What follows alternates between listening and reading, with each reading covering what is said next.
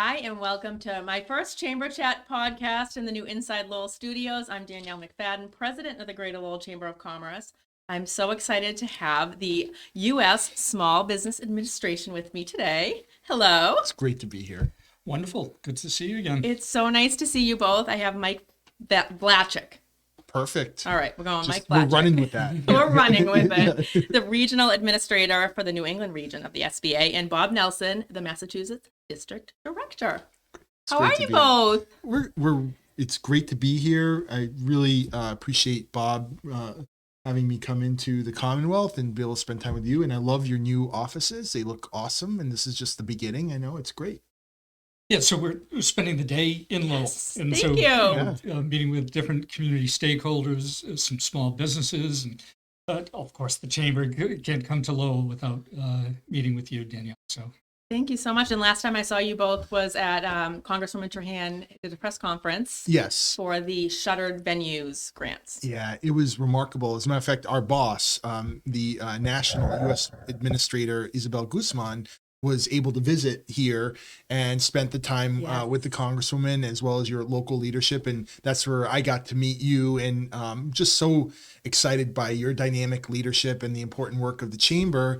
And yeah, that was a great example of where the SBA, thanks, in no small part to your, local leadership, your congressional leadership, and our state leadership in Bob, were able to come together and help provide that, that grant here in Lowell. And, SBA was less of a household name, Small Business Administration prior to the pandemic. But boy, the support that we were able to give during the pandemic helped us, and Bob can talk a little bit more, I think, in specifics on it, but it helped us meet a lot of new businesses that hadn't done a lot with us prior to, but now, they're more familiar with the resources that we help connect to or directly provide. I know we were talking that it's almost 3 years since this all started, and no one to the month. Oh my goodness. No one would have ever anticipated that this would be happening in our lifetimes. But to Mike's point, through our recovery programs in Massachusetts alone, $32+ billion, just amazing numbers. That's just Massachusetts, and it's through the PPP and EIDL loans, the economic injury disaster loans, but the shuttered venues operators grant that I know is so critical to so many of these cultural institutions that they were shut down for so long, and they needed some support. These are entities that are the fabrics of our communities. Yeah, I mean, in Lowell, the Merrimack Repertory Theater, the Lowell Memorial Auditorium, the Lowell Folk Festival. Really, it's the multiplier. But then the restaurants, right? Through the restaurant grant fund, and, but I know, we're all glad that is behind us, and we're, as far as the SBA, we're back in person. We're back trying to get out in the community, trying to make sure that all businesses and community partners know about our programs and how to access the traditional things that we've always done, even through the pandemic, with our SBA loans and our technical assistance and government contracting assistance. Yeah, you help a small business from any stage in there.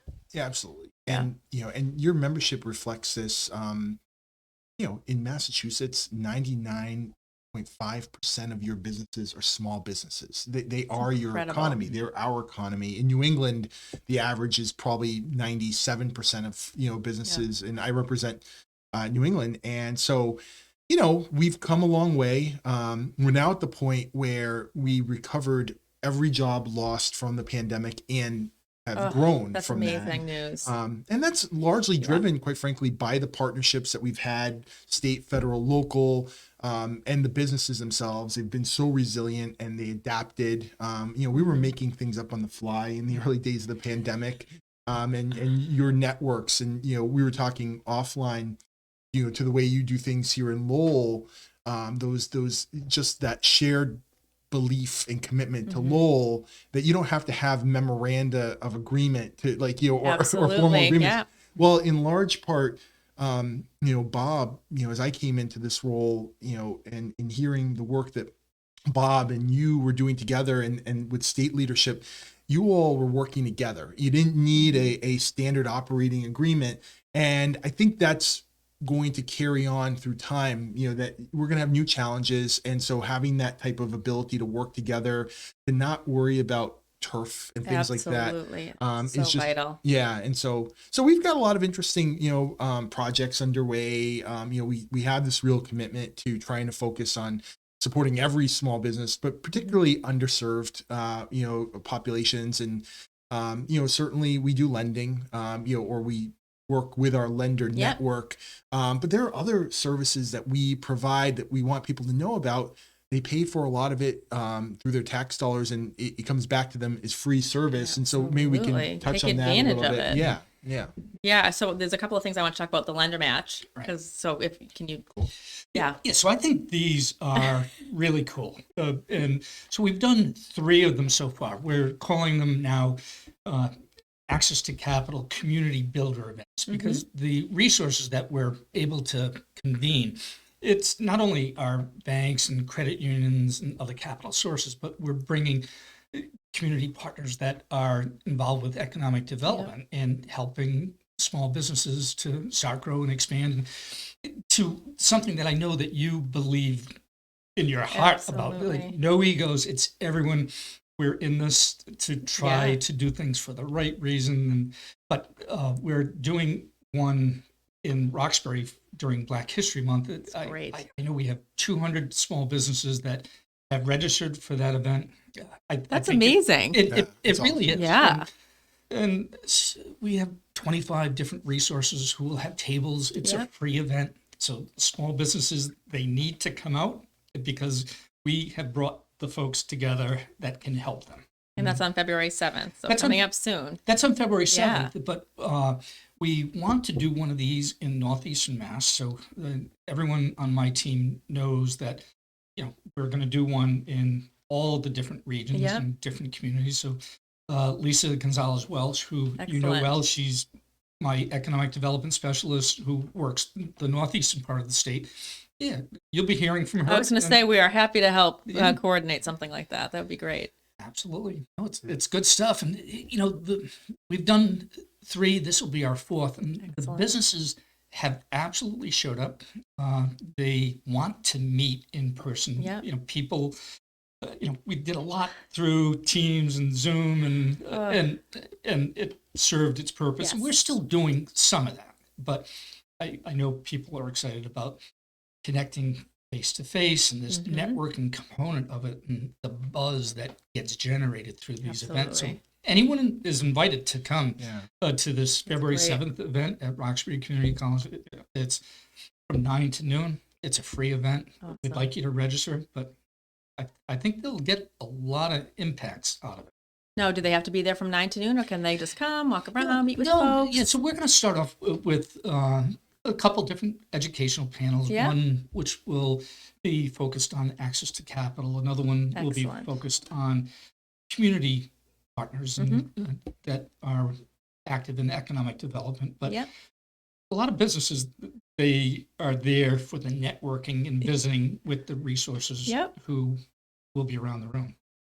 What a great opportunity. And I mean, like you said, the buzz of being in a room full of people now, I think we just have this new appreciation for it because everybody felt so isolated for so long. So that's really great. Yeah. And it's a really interesting time. There's certainly a share of concern that's out there. We know that, there's just been these global, sort of challenges around inflation, things like that. Although we've seen some real stabilization, if not easing on that front. But from a small business standpoint, we are in kind of a small business boom period. We have a record number of small business applications nationally. I think in the last 2 years, we're closing in on 10 million small business applications. Incredible. And so the hard part is, and you live this every day, and with your members, and hopefully we can, sort of help make that connection. But, they're trying to figure out how to meet the needs of the day. When you're running a small business. And so how are you just getting through the day? We and all of our resource partners, and you're part of that, try to help them, meet them where they are, figure out how do I look out, never mind a few days, but out a few months and a few years, especially when you have these challenges like workforce shortages or skill shortages, do I keep banging my head against, I'm looking at a brick wall, literally a brick wall, or are there some other ways that I have to shift my business model to acknowledge the reality that we're in until we can generate that workforce? And so that's where, again, certainly engage your lender and say to your lender, hey, ask them about SBA products, but we do more than the lending. We will help you connect with potentially, or help you connect with government contract opportunities, or with workforce solutions through our, resource partner network. So, but again, it's hard on a day-to-day to think about tomorrow. And we get it when you're feeling like you're always under siege with a new challenge. And hopefully between the chamber, SBA, and all of our partners, we can help you with that, but there are resources to help. Even your website, it's great because you could be a small business owner. Finally, you get home, you can put your feet up and you go on the website and you can get training. You have the access to so much information at your fingertips in real time. Absolutely. On demand. Yeah. Right. Yeah. And Cool. pandemic helped that out a little bit Yes. too. Not many good things out of pandemic, but it did help us move, in addition to in-person, but the online stuff. There's a lot more virtual opportunities. And I think another real benefit of the pandemic is that there are so many people in the community now that are cognizant of shopping local and supporting local businesses. I mean, we hear it on a daily basis, whether somebody will call and say, I'm buying a teacher gift. What's a local business that helps support the community? Or on social media, people around the holidays, they'll post like the businesses that they're shopping at, or that they like to eat at. So there's so many different ways that we can support the local businesses that are truly huge. Supporting the community. Yeah, that's huge. So I know they're a partner and friend of yours, but our appointment before this was at Community Teamwork. Yes. They are doing some amazing things. stuff. They've hired new talent. So they are a microloan intermediary of the SBA, and we lend them some money, and they in turn lend it out to small businesses. Typically, it's to underserved businesses and women and veterans. And they were telling us that they've done 10 so far this year. Awesome. That's great. Which is a huge number. Yeah. So they're, with Charles Smith coming on board, they're back in the groove and want to do more. But it's just wonderful to be in Lowell. And so after this, we're going to go up to Dragonfly. You're going to love Dragonfly good. Cafe. It's at the old Thorndike Mills on Thorndike Street. So, But they were able to get an SBA backed loan with Excellent. Enterprise Bank, which is one of the local banks here.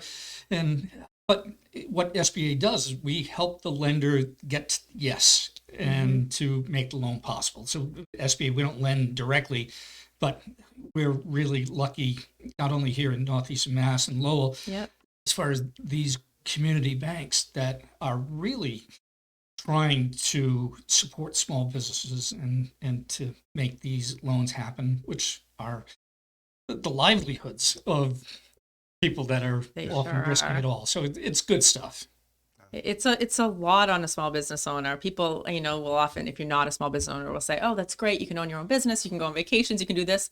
There's a lot of pressure on small business owners, whether it's to the access to capital or that their employees are like family to them. So they have to succeed in order to help feed their employees. And there's just so many things that happen on a daily basis for a small business owner. Absolutely. That was always the most jarring.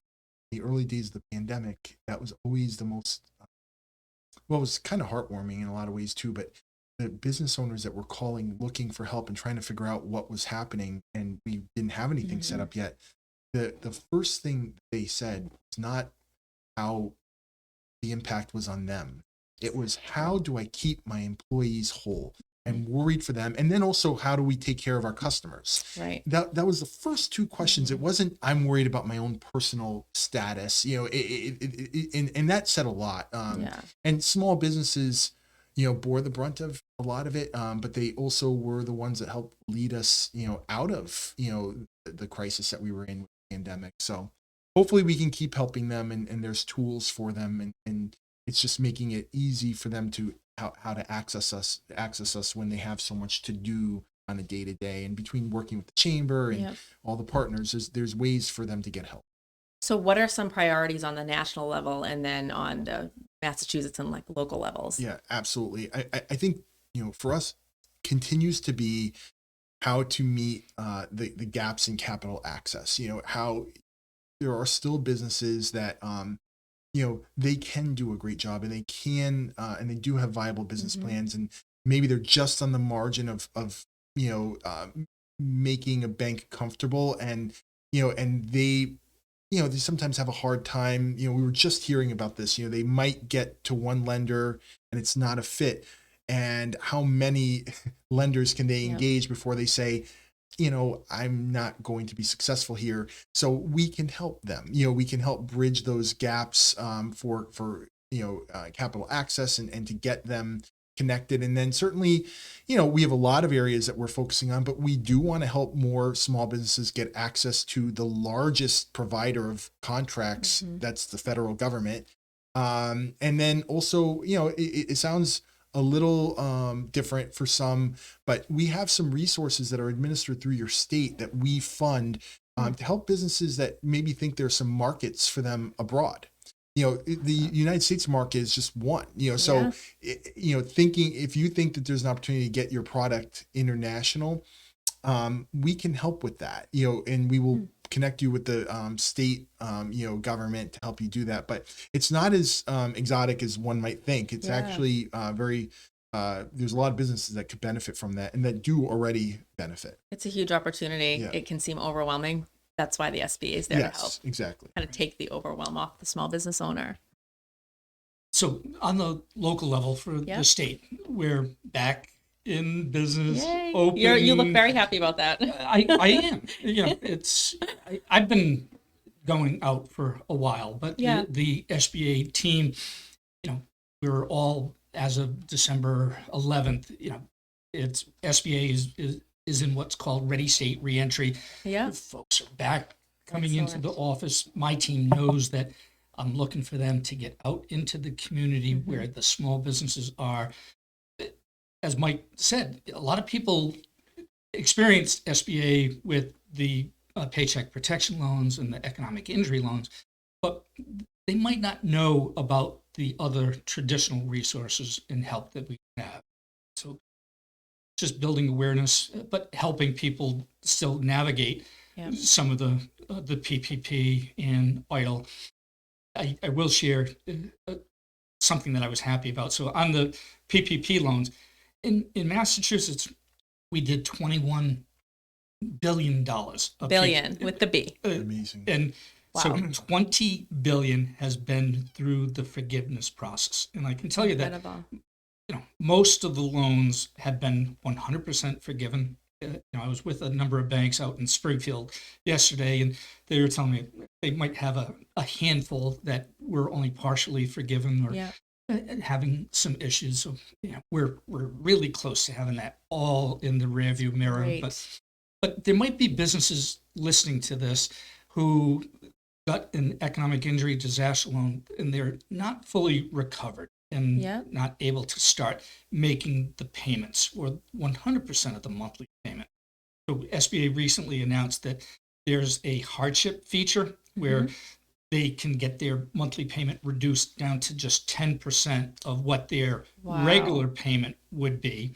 It's for 6 months, so it buys them another significant. Another 6 months. So we're doing a lot of education with small businesses so that they know about this, but to know about the risks of it, because right now the hardship feature, it's a one-time, and so if they have the ability to pay they should be paying, because the interest continues to accrue and it accrued from day one. But I think it's important for my team to let small businesses know that there is some temporary help to continue so that they can build their revenue stream and to get fully back so that they can take care of that.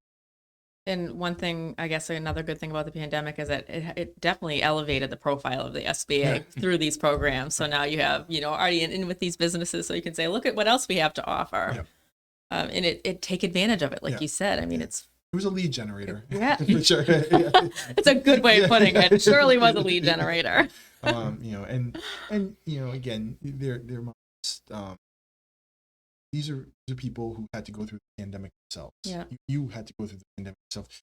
You were all working, long hours through the weekends. And then there wasn't a period of time where you got to then recover from this, because then we headed into a different type of economic challenge. And in a lot of ways, I say that because I hope the businesses, understand that they really have people. This is a passion, so when you engage, and our goal is to figure out how to get to yes, obviously appropriately and thoughtfully, but it is, you don't need to tell a business person to be resilient. They know it by nature. Absolutely. But Bob said this earlier in the last meeting we were at that he described, where you can't accept no the first try, but it's easy to say that. You've got to have the partners who can help you then sort of walk down a different path, and then maybe another path. And so that's really what we want to just, again, continue to underscore. And we'll be candid if we think that, and our resource partners are pretty candid, if we think there needs to be some revision with the business plan or some working, and this is for new businesses, existing businesses, long established businesses. I think we have enough people who are just so dedicated. They're willing to just be candid, not waste your time with it. But there's a lot of resources out there. And that's a benefit to the business too. Yes, I mean, if you're going to say, hey, thought. I think you need to tweak this a little bit. Yeah. I mean, you have experts that are there to help you. Exactly. And that's the goal. Everybody's here for the right reasons. And, so we're excited though about the opportunities ahead, for a lot of the businesses and with the programs that we have out. The in-person piece is really nice. And this part of the Commonwealth, I'm right over the border in New Hampshire, but I represent all of New England. So it is exciting to be in Lowell, quite frankly, in particular, because there's such an amazing community, sort of commitment. You're going to be successful when you have that. That's so nice to hear. I mean, I certainly feel that on a daily basis, but I might be a little bit biased, being born and raised and still live here. It's great. But for the businesses who are listening in, or people who are just thinking about starting a business, I love telling stories about businesses who started small and where they are now. And we have a lot of big names who, Chobani Yogurt got a 504 loan from the SBA, but Under Armour, you wouldn't think about Kevin selling clothes out of the trunk of his car in the early days of that business, and where that business is right now. And he got an SBA-backed 7A loan early on in that business. But even locally, there are businesses who are bootstrapped to start and start real small, whether it's a couple $1,000, but if you have the passion and the drive and take advantage of the resources and the programs, there is no limit as far as where that business might be able to. And to Bob's point, we have a couple of big sort of event programming points of the year. In May, it's National Small Business Month, and so we have awards. So, and then as you noted, in November, right around Thanksgiving, we have where we shop small, Small Business Saturday. Although we try to extend it so it's small business season. small business season and dine. But the top two small businesses in the country, one of them was from Massachusetts, and that was Fire King. Fire King. Yeah. Was that in the annual report? It was. Yeah. Okay. It yeah, was. I remember reading about that. So amazing. When you think of it, Fire King, it's a bakery company, and their product is just good bread. So it's simple when you think of it. And so Greg started his business in an old abandoned 2-bay garage. Like you think of like the old gas station with 2 bays. Yeah. That's where he started. And I don't know how many hundreds of thousands I've never of seen square anything feet. so big. Unbelievable. You almost need a golf cart in order to go around his bakery, and he's shipping his stuff nationally, all markets. But again, it's just another example of filling a void. Yeah. And obviously he started small, but he got the help with SBA loans along the way, and just tremendous It's amazing. success. Yeah. It's a great story. Yeah, it's amazing. He, the other thing that we like to do is certainly, there's no better messenger than Bob and his colleagues to talk about services. But when we do programming, and I know you do this, there's nobody better to hear than from your fellow business person. Absolutely. They're great validators. So when you see our programming and we market each other's stuff, just know that you're going to hear from people that have been in the trenches themselves. Absolutely. And they'll even tell you the bad, because it's important, that you hear like the failure aspects, because that's where you learn the most. So that's also what's nice about the programming that we do. Yeah. So. Plus you don't feel alone, right? Yes, if you're exactly. going through kind of a down point or a low point, know you see this huge company, to know, oh, they've been there. They've gone through that. Yeah. So that's great. But Danielle, I have to mention and thank you for what you do to support the SBA and our programs and how important chambers of commerce are. Thank you. Thank you. I'm not just saying that because we have a lot of friends across the Commonwealth, and the work that you do, it's sort of what we do as far as you're able to convene people and bring people together, and it's all for the common good of helping to build vibrant communities. But you're a friend of all of us, and I keep up the good work as far as what you do. I really appreciate that. It's so important and such a blessing to wake up every day and love what you do, which I'm getting so excited. I'm hitting the mic. Good. But it's obvious when you're both talking too, right? Like to just be able to help and make a difference and truly enjoy it. Yeah. So. The SBA, we're a small but mighty team. Yes, and you certainly are. I never failed to mention when I'm talking to audiences that through the pandemic, but even before the pandemic and continuing now, it's only with our friends and our relationships and partners that we're able to do what we do. And we do some incredible work here in the Commonwealth to support small businesses. So thank you. Thank you. Is there anything else you want the viewers to know about the SBA? Just please, you paid for us, so use us. I love it. I always say, like, some things are not too good to be true. And SBA is one of them. Take advantage. Yeah, exactly. Thank you both. It was such a pleasure. And anytime you want to come on, the door is always welcome. That's open, and you are always it's a welcome. Great spot here. So thank you. Thank you. We love it, and we'd love for you to take advantage of the space anytime you'd like. Awesome. And thank you all for tuning in to Chamber Chat with the SBA. We'll be back soon. Thank you.